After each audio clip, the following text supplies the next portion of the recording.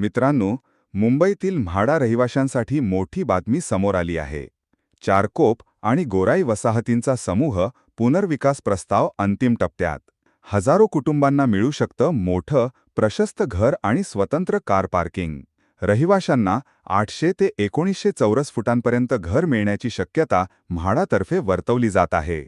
गेल्या अनेक वर्षांपासून चारकोप आणि गोराई रो हाऊसमध्ये राहणारे रहिवाशी पुनर्विकासाच्या प्रतीक्षेत आहेत.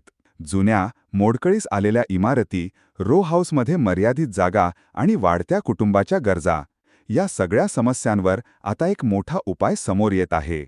म्हाडाकडून या वसाहतींसाठी समूह पुनर्विकासाचा प्रस्ताव तयार करण्यात आला आहे आणि हा प्रस्ताव लवकरच राज्य सरकारकडे मंजुरीसाठी पाठवला जाणार आहे. मित्रांनो, पुनर्विकास योजना काय आहे? म्हाडा मुंबई मंडळाने एक महत्त्वाचा निर्णय घेतला आहे. आता स्वतंत्र इमारतींच्या पुनर्विकासाऐवजी संपूर्ण परिसराचा समूह पुनर्विकास केला जाणार आहे. यासाठी बांधकाम व विकास म्हणजे कन्स्ट्रक्शन अँड डेव्हलपमेंट पद्धत वापरली जाणार आहे. या पद्धतीत खाजगी विकासाची नियुक्ती केली जाते, जो संपूर्ण परिसराचा पुनर्विकास करतो आणि म्हाडासोबत महसूल वाटप करतो. यामुळे फक्त इमारतींचाच नव्हे तर संपूर्ण परिसराचा नियोजनबद्ध विकास शक्य होतो. मुख्य लक्ष चारकोप आणि गोराई. या योजनेतील सर्वात मोठे प्रकल्प म्हणजे चारकोप आणि गोराई म्हाडा वसाहती. चारकोपचा परिसर सुमारे 200 एकर आहे, तर गोराईचा परिसर सुमारे 250 एकर आहे. या दोन्ही वसाहतींमध्ये मिळून सुमारे 20,000 ते 22,000 कुटुंबे राहतात. या पुनर्विकासामुळे हजारो कुटुंबांच्या राहणीमानात मोठा बदल होऊ शकतो. रहिवाशांना काय फायदा? सध्या अनेक कुटुंबे 250 ते 900 चौरस फुटांच्या घरात राहतात. पुनर्विकासानंतर 800 ते 1900 चौरस फुटांपर्यंत मोठी घरं मिळण्याची शक्यता आहे. यासोबतच रुंद रस्ते, पार्किंग सुविधा, मोकळी जागा आणि आधुनिक सोयी सुविधा उपलब्ध होऊ शकतात. याचा अर्थ फक्त घर मोठं होणार नाही, तर संपूर्ण जीवनमान सुधारण्याची संधी मिळू शकते. म्हाडाकडून मिळालेल्या माहितीनुसार पुनर्विकास प्रस्ताव तयार करण्यात आला आहे. हा प्रस्ताव लवकरच राज्य सरकारकडे मंजुरीसाठी पाठवला जाणार आहे. मंजुरी मिळाल्यानंतर विकासाची नियुक्ती केली जाईल आणि त्यानंतरच प्रत्यक्ष पुनर्विकास प्रक्रिया सुरू होईल. पुनर्विकास प्रक्रिया ही वेळ घेणारी आणि जटिल असते.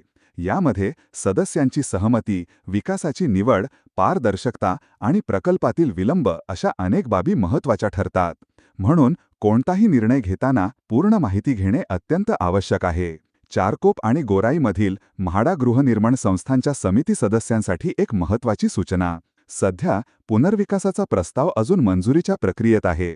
अशा परिस्थितीत घाईघाईने पुनर्विकास प्रक्रिया सुरू करणे टाळावे. म्हाडाकडून अधिकृत अधिसूचना आणि अंतिम मंजुरी येईपर्यंत थांबणे योग्य ठरेल. जर एखाद्या संस्थेने आत्ताच स्वतंत्र पुनर्विकास सुरू केला तर ती संस्था या मोठ्या समूह पुनर्विकासाचा भाग होऊ शकणार नाही. यामुळे भविष्यात मिळणाऱ्या मोठ्या घराचा फायदा, 800 ते 1900 चौरस फुटांचा लाभ आणि संपूर्ण परिसराच्या विकासाची संधी गमावली जाऊ शकते. म्हणून योग्य वेळीची वाट पाहणे हेच अधिक फायद्याचे ठरू शकते. चारकोप आणि गोराईतील रहिवाशांसाठी ही एक मोठी संधी ठरू शकते. परंतु योग्य वेळी आणि योग्य माहितीच्या आधारे घेतलेला निर्णयच भविष्यात मोठा फायदा देऊ शकतो.